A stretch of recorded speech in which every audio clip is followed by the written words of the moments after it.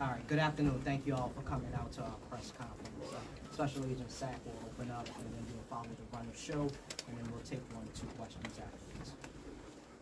Good afternoon, everyone. My name is Alethea Duncan. I'm the Assistant Special Agent in charge here in FBI New Orleans. Thank you for being here today and for your patience. First, I want to acknowledge the victims of today's horrific attack. The FBI and our partners are working diligently to investigate and find answers on behalf of the victims, the citizens and residents of Louisiana, and everyone visiting the city. I'm going to provide you some facts and information about what we do know. I know that all of you will have questions, and we will try to provide some answers.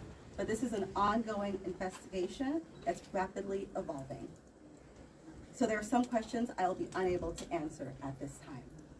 The FBI is the lead investigative agency, and we're investigating this as an attack of terrorism along with our partners.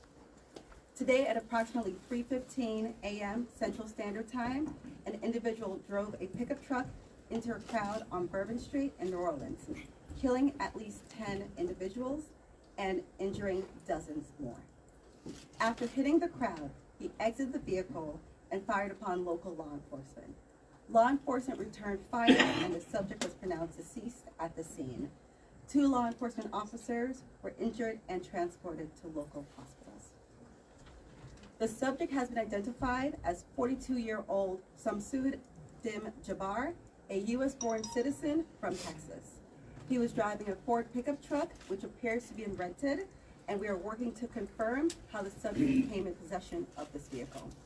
An ISIS flag was located on the trailer hitch of the vehicle, and the FBI is working to determine the subject's potential associations and affiliations with terrorist organizations. Weapons and potential improvised explosive devices, IEDs, were located in the subject's vehicle. Other potential IEDs were also located in the French Quarter. As of now, 2 IEDs have been found and rendered safe.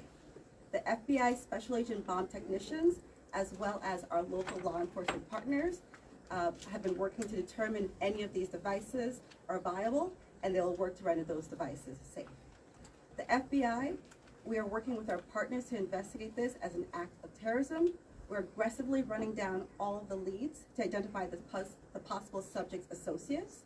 We're working to ensure that there is no further threat. We do not believe that Jabbar was solely responsible. We are aggressively running down every lead, including those of his known associates. That's why we need the public's help. We are asking if anybody has any interactions with Samsud Dim Jabbar in the last 72 hours that you contact us. The FBI is asking the public's help. We're asking anyone who has information, video, or pictures to provide it to the FBI. We have set up a digital tip line as well as our 1-800 number, 1-800-CALL-FBI. Please provide us with any information that can assist us in this investigation. Once again, thank you for your patience and assistance. For an updated statement or information, please check the FBI's website and our social media accounts. I will now turn over to Mayor Cottrell. Thank you.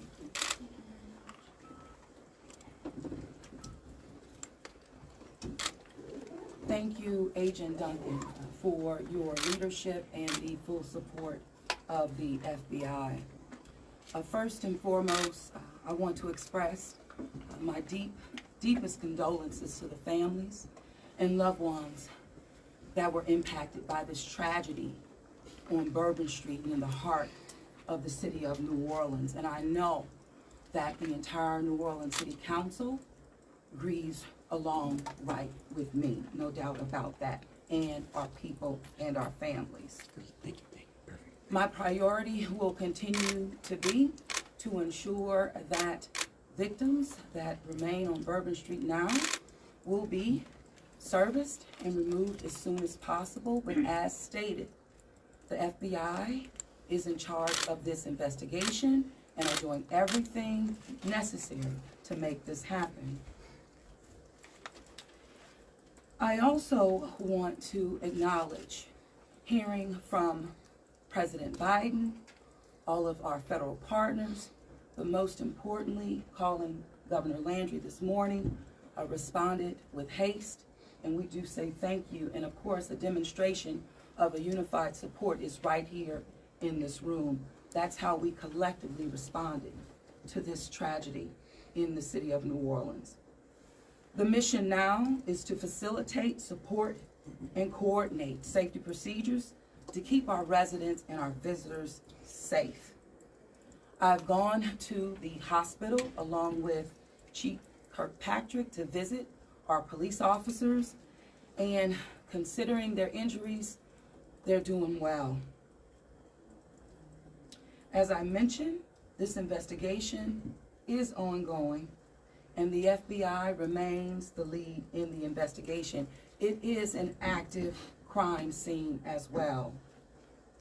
We are committed, no doubt, to uncovering all details surrounding this tragedy. And we are taking every necessary step to put even more safety procedures in place, especially given the nature of the investigation. I'm going to ask people to do not go around our secured area if there is no essential need to do so. It matters, and again, it is an active crime scene. I also want you all to know that the Greater New Orleans Foundation has set up a fund to assist victims, and that information will be provided to you. Thank you, Ganal. Thank you. Again, I want to thank this unified team. We're leaning in. We will be relentless, and we will do everything that it takes to render real justice. This team will. I want to also just thank our citizens for your heartfelt prayers. New Orleans is a world-class city, and I can say that I've heard from world leaders all this morning and up until now, in addition to my brother and sister mayors across this country. They're calling, they're responding, and they're standing with the city of New Orleans. And what they always say and want me to reiterate, they understand the resilience of this community. And we're strong in that regard, and I will say second to none. So with that, I'm going to turn it over to our governor, and as I mentioned, who has not wavered any in leaning in, providing the necessary support, and standing right here with me, and I say thank you, Governor. And I know the First Lady is standing with us as well. Thank you, Madam Mayor. Thank you. Again, I want to thank the mayor. Since about 3:45 this morning, when she called me, we have all been working just around the clock to both secure the city and the South. This act, you know, again, I want to reiterate that our prayers go out with all of those who have been affected by this tragedy. I want to thank our law enforcement officers. I want to thank our medical personnel. I want to thank our first responders. And most importantly, I want to thank the two New Orleans police officers who not only laid their life on the line, but were able to eliminate the threat this morning. Let me say, we have made public safety a state priority from day one. And I think that if you look around me today, right now, and you look at the people who are standing around, that is their commitment as well. We intend to be transparent in assessing any defects that may have existed in the system so that we can address them. It's the only way to ensure that any mistakes that were made are corrected. Specifically, we have been trying and working very diligently to address security concerns in preparation for the Super Bowl since October.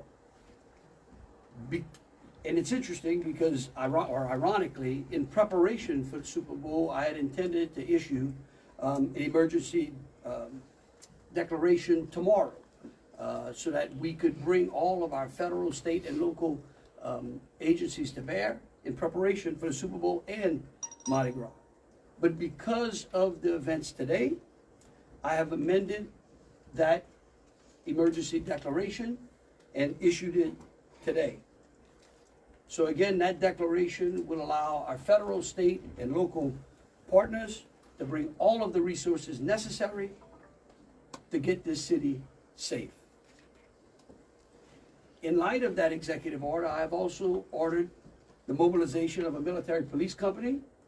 I have asked General Freelou to mobilize a military police company to assist both New Orleans Police and LSP and the FBI.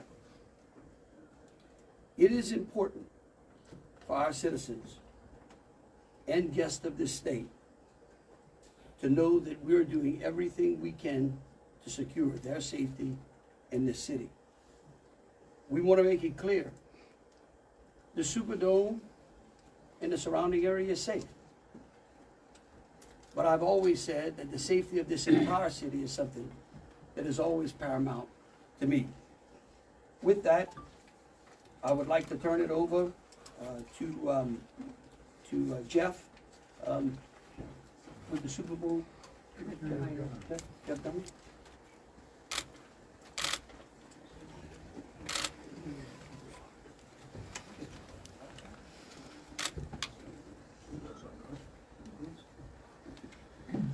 Good afternoon. Obviously, we wish we weren't here for this reason today. The Sugar Bowl Committee has a 90-year history of being a good corporate citizen for the city of New Orleans, and that's why this tragedy hurts us as much as anybody right now. So our condolences, thoughts, and prayers go out to the victims and their families as we all work through this. Of course, anytime we have a major event in the city of New Orleans, public safety is paramount, and we have full faith and confidence in the governor and the mayor and all the assets, the federal, state, and local resources that they've applied to this event so that we can ultimately bring those responsible to justice and carry on with the major events that we have in front of us. Speaking of which, we were scheduled this evening to have a CFP quarterfinal played in the Superdome at 7:45. We have been in consultation with ESPN, with the College Football Playoff, with the Southeastern Conference, with the University of Georgia, with Notre Dame. All parties and all agree that it's in the best interest of everybody in public safety that we postpone the game for 24 hours. Work is fast about to set up a safe and efficient and fun environment for tomorrow night. There'll be more details on that in the coming hours, but for now, that's the plan, that we're going to move forward and play the game. And again, we reiterate our thanks to everyone up here for the important work they're doing. We live in the fun and games world with what we do, but we certainly recognize the importance of this, and we're going to support it 100%. So thank you. I'd like to bring up Senator Kennedy.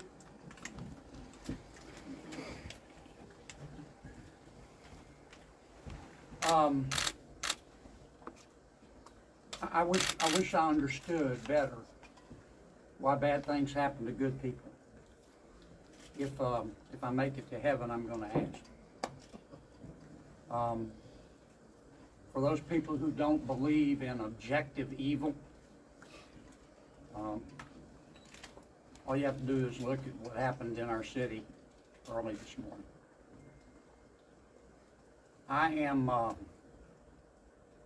If this doesn't trigger the gag reflex of every American, every fair-minded American, I'll be very surprised. I'm here because these are my people. I'm here because these are my people's friends. I'm here because there are a lot of Louisianians who are scared tonight. I don't want them to be. There's a lot of information going around. Some of it is actually true. Some of it isn't. The federal government is now in charge of this investigation. By that I mean the White House, the FBI, the Department of Homeland Security, and the Department of Justice. I have not talked to the FBI. Maybe they've talked to my staff. I don't know. I did talk to the Secretary of Homeland Security a little while ago. And I told him that with all the respect I could muster, that we expect to put the full force and resources of the federal government behind this investigation. Our state troopers, our local police departments, our sheriffs, we've got many sheriffs here today, have been terrific so far. Federal government is cooperating with them. I hope that will continue. Here's what I want to ask from the federal government. Catch these people. Catch these people. And then tell the American people the truth. Now, I don't want you to tell us yet anything that's going to interfere with your investigation. And there's things that I've been told that I think are true that I'm not sharing with you today because it could interfere with their investigation. But after we get to the bottom of this, they need to tell the American people the truth. And the people in New Orleans the truth.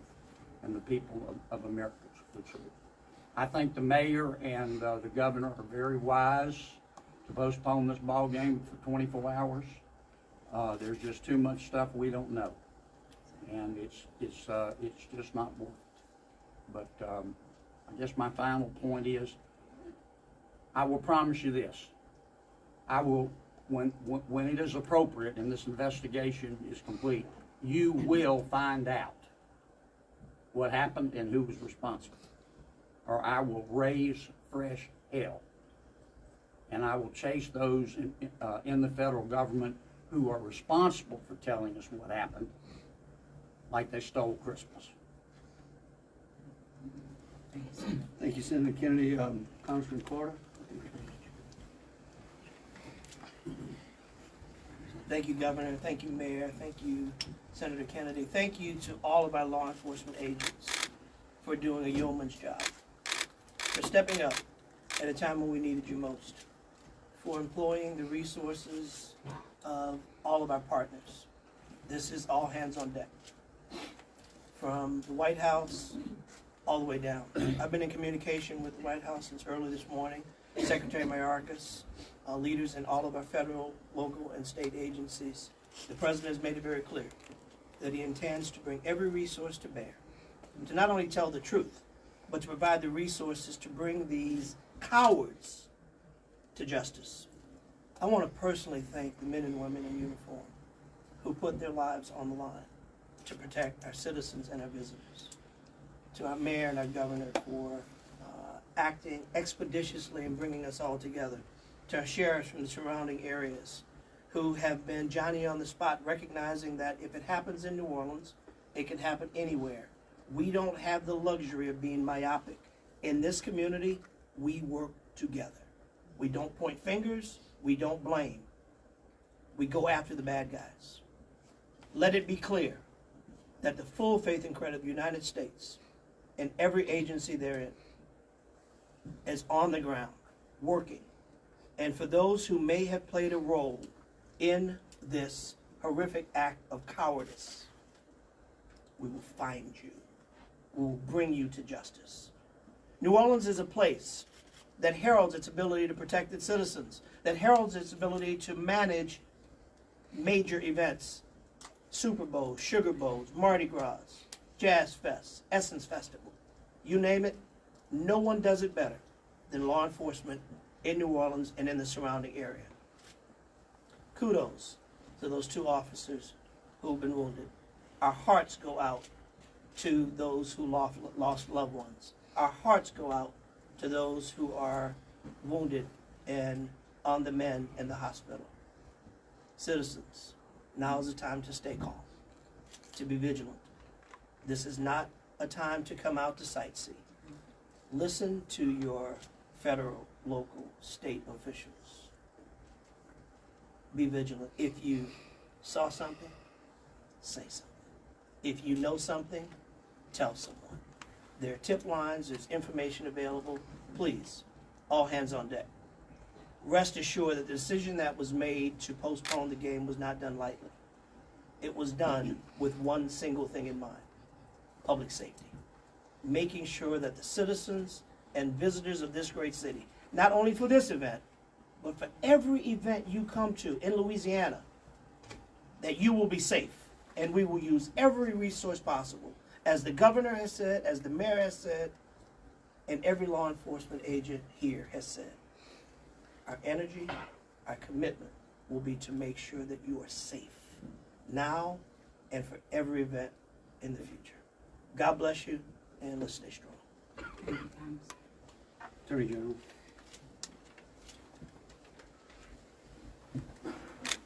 I first want to extend my sincerest condolences to the families of the victims.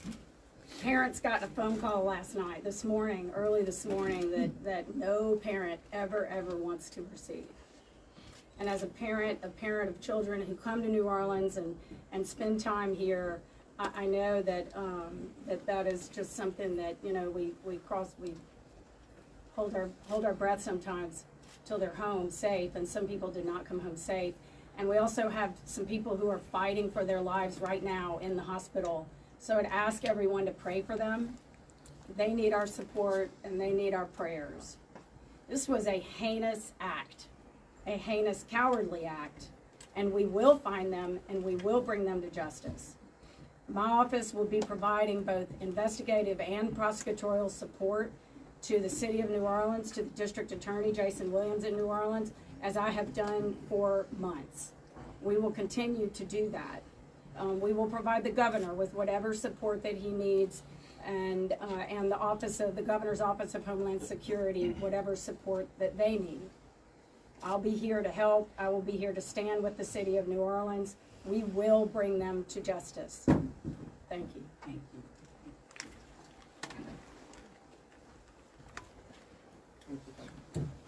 Thank you, Governor and Madam Mayor. For those who do not know me, my name is Ann Kirkpatrick. I'm the Chief of Police of New Orleans. My official title is Superintendent, but my role is as Chief of Police. You know, you've heard some of the details today, and over the last 24 hours, we've had approximately 400 officers in the French Quarter. And as we know, this is not just an act of terrorism. This is evil. And when we face evil, we have a choice. We can run in fear, or we can indeed stand in strength. At a time of crisis, people are looking for leadership. You are looking at the leadership.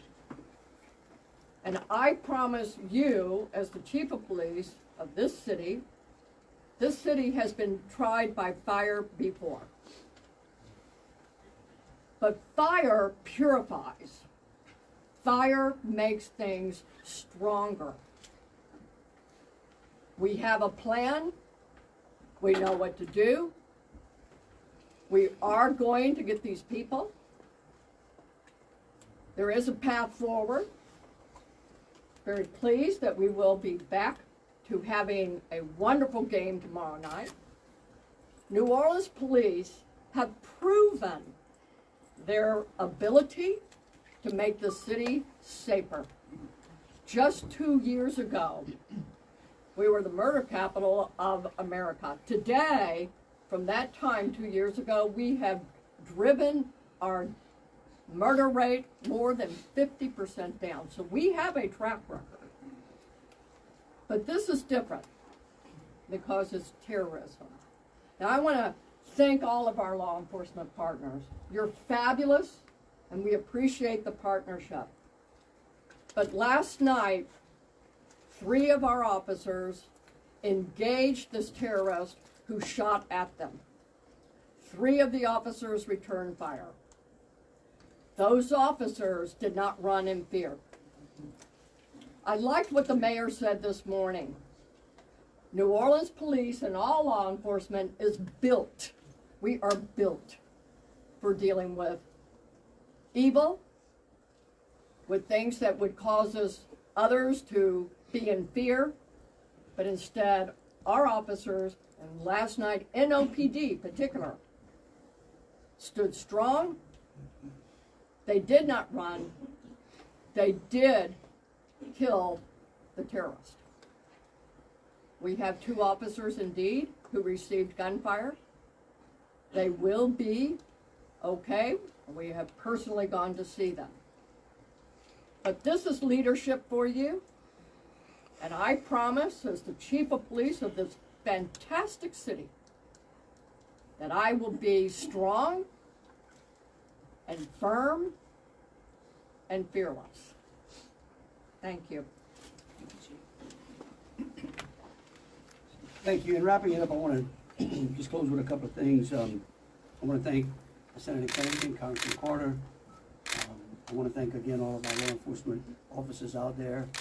I want the families of the victims to know that I will be issuing an executive order that tomorrow, when Notre Dame plays Georgia, every flag of every state building in this state is going to be at half-mast. In remembrance of them, but remembering something else. That fear in this state is a lie.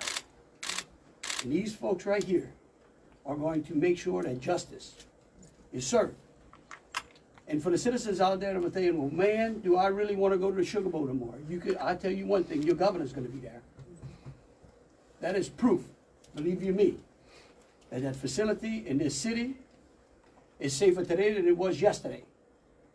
And as we come to additional events in this city, I know in speaking with Senator Kennedy and Congressman Carter, the FBI acting director, and the incoming administration, that they are going to ensure that this city has the resources necessary to protect our citizens and our guests.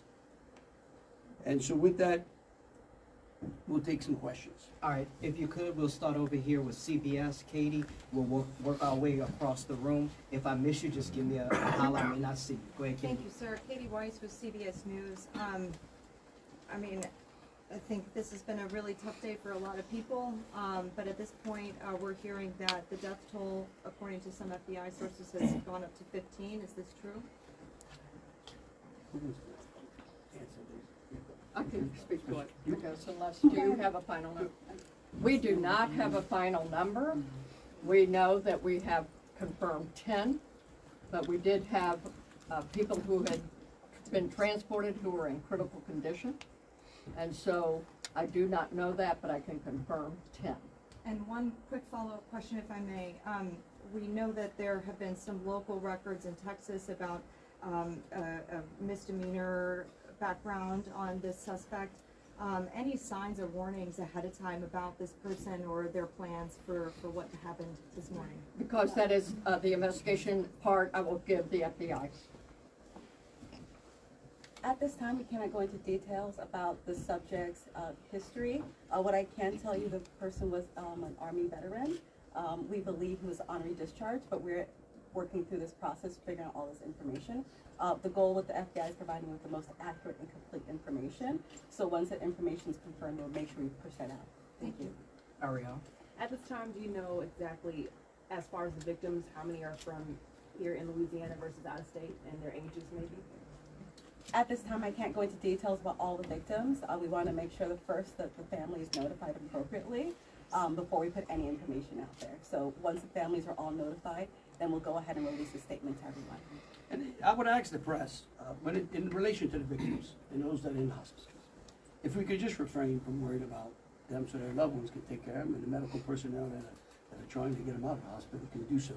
And as information becomes available, we want to respect the privacy of those who are still either fighting for their lives or being cared for. Thank you. A follow-up, if I may. Go ahead. You guys mentioned accomplices. You don't think that the suspect acted alone. About how many more suspects are you guys looking into at this point?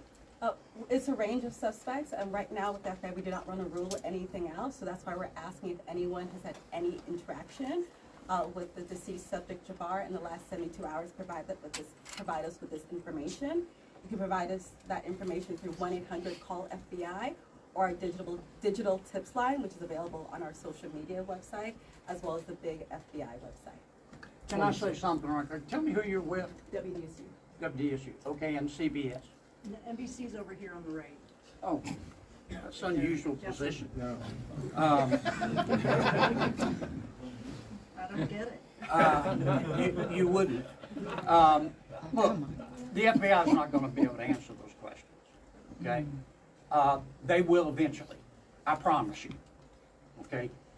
Once the FBI has a chance to investigate all this, along working with state police, working with Homeland Security, working with the city of New Orleans, they're going to tell you what happened.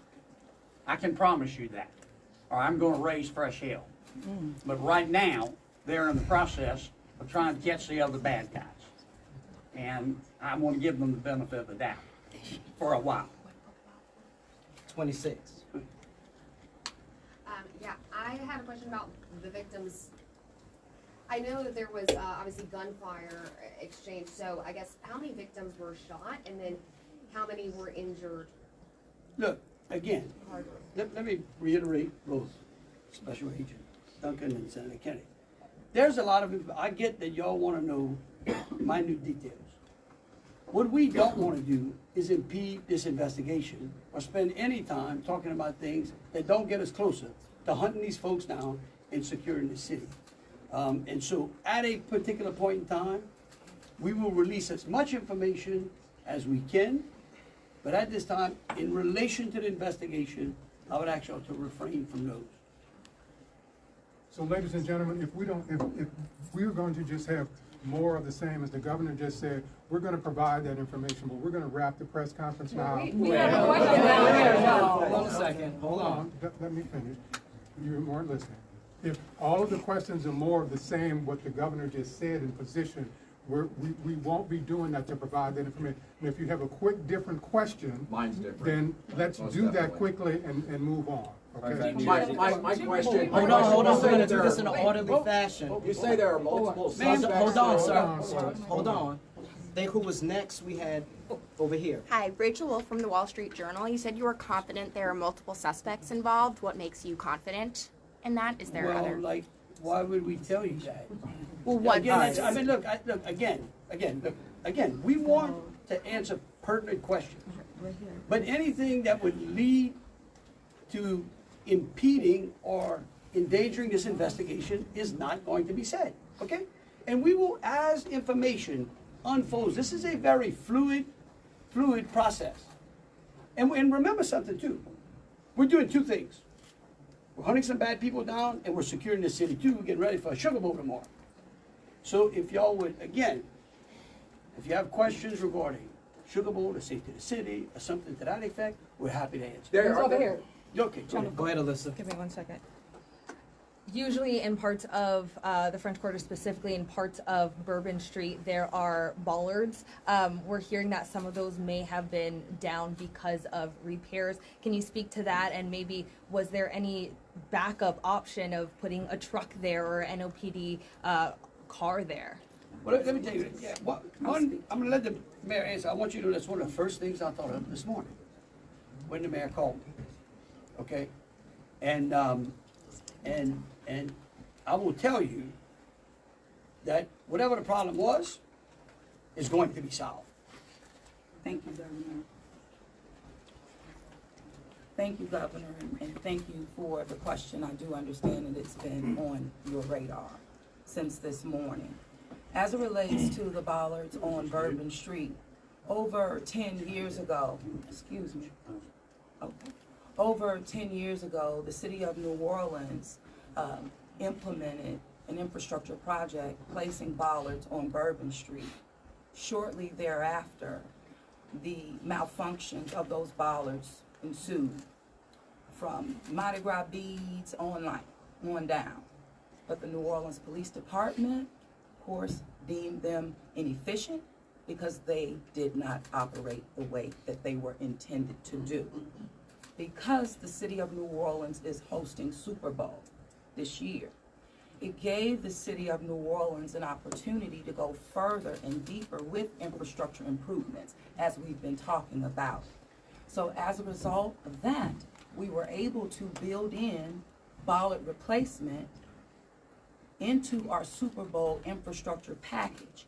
And because of that, the city of New Orleans has moved forward with that infrastructure that is nearing completion.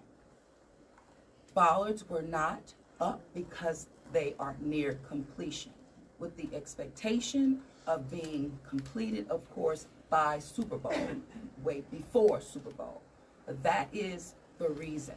Now, the New Orleans Police Department and Chief, you can speak to the deployment as to respond to our needs and existing conditions. All right, so we have been aware of the bollard situation for a long time, and we did indeed harden those target areas where the bollards are. We have patrol cars out there as a hard target, as well as with barriers.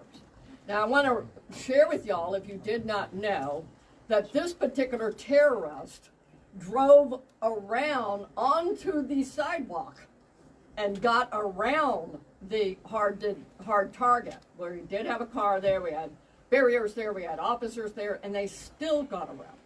Now, the wedges that you see out there as well, we knew that that had malfunction problems. And I want you to understand, let's say we put the wedge up and it got stuck. There is no way that ambulance could get in or out, people couldn't get in and out, so we knew that these were malfunctioned. So we did indeed have a plan, but the terrorist defeated it. A follow-up, if I may. Let me just say this. We recognize we got a problem here, right? We're gonna fix it. It is going to be a top priority as we go into the Super Bowl and Mardi Gras. And the solution that we're gonna come up with is gonna be a permanent one. It's gonna be placed into the standard operating procedure of having major events and securing that quarter.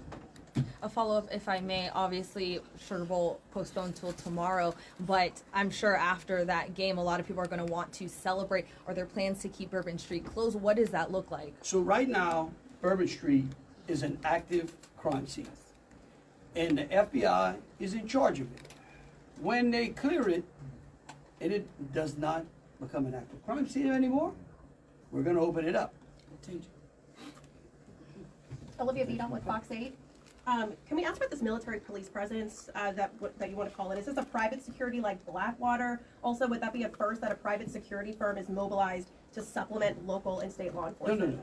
We're not, this is our National Guard. These are our citizens that we bring in.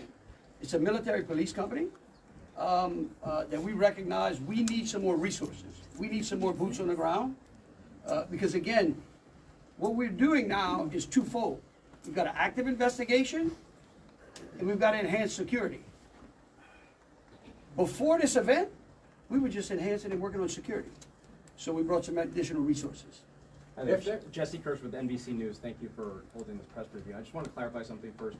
You were just talking about bollards that are being repaired, talking about a lift gate that are replaced and then a lift gate that's not been working. Was there a vehicle in place of that lift gate last night? Were there things in place of those bollards which are being repaired? Sure, the chief spoke to the plan in place, and that is, yes. That was indeed.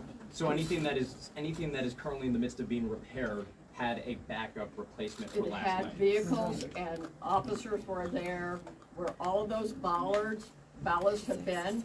We had that, we knew, so we did have it. And like I said, in this particular case, terrorists just went all the way around up onto the sidewalk. And for the lift gate, what about for the lift gate? Was there a vehicle like backing in and out to block that lift gate area, or was that just down and open? Because that's what we've heard from a witness. Chief, Captain. The reason I'm calling the captain, he's the captain over that district, and that is a question I'm going to let him address for you. Good evening, everybody. I'm Captain LaJean Roberts of the 8th District. Yes, we did have a vehicle strategically placed right in front of the wedge, preventing access onto the roadway. And in terms of the framework of security that was already in place on Bourbon Street, I know this is an ongoing project of improvement, but with how that was all aligned, was someone getting up on a sidewalk considered impossible or nearly impossible, or was this not something you expected you would have to account for? Yes, of course, it wasn't something we expected to account for. The bollards they're actually wedges. They're strategically placed 5 locations throughout the French Quarter on the roadway.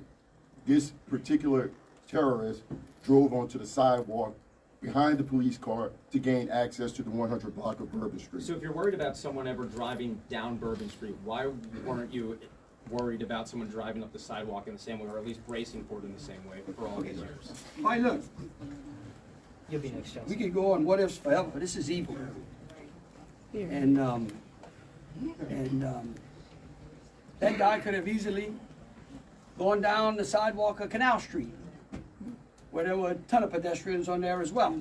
And there are And they are. bollards That's right. on some They're right. sidewalks, so I'm Right. just asking. Hold why on a is- second, we're gonna move on. Chelsea, go ahead. Just want you to know, however, we recognize, I said earlier, that where there are defects in this system, we are going to be transparent, and we are going to address them with the city and make sure that we fill those gaps as best we can.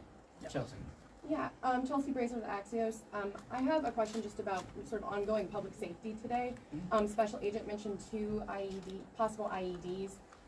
Were those in the same location? Should residents in the French Quarter or elsewhere be concerned about potential other situations? The 2 IEDs, they were in different locations, and what we've done in conjunction with our local and state partners, we've gone through and done a sweep to identify anything that we thought was suspicious, and we have not. However, as I said before, if the public sees something, please reach out to us, that way we can go through it and verify that we did not miss anything. But we conducted initial sweeps, I think starting shortly after our initial Yes, I'm gonna thank you, conference. Agent. I do want to share that we have a plan, and we have been implementing that plan. One of those plans is that we have swept all of these areas. The word swept means we have put officers out there as a grid, walking down the streets, every street in the French Quarter, looking for suspicious packages, bags, ice chests, you name it. And they have been walking it as a grid. We've been doing the same thing on Poydras and all the accesses into the Superdome. Part of the safety plan is we have bomb dogs out there sweeping the Superdome and all the exterior area, and we're locking that down. That will be locked down through the game tomorrow. So that's a part of that safety plan, and we've already been implementing it. Okay, thank you all for Yes, coming I'm out. Question Back here All for right. the governor on the MTs.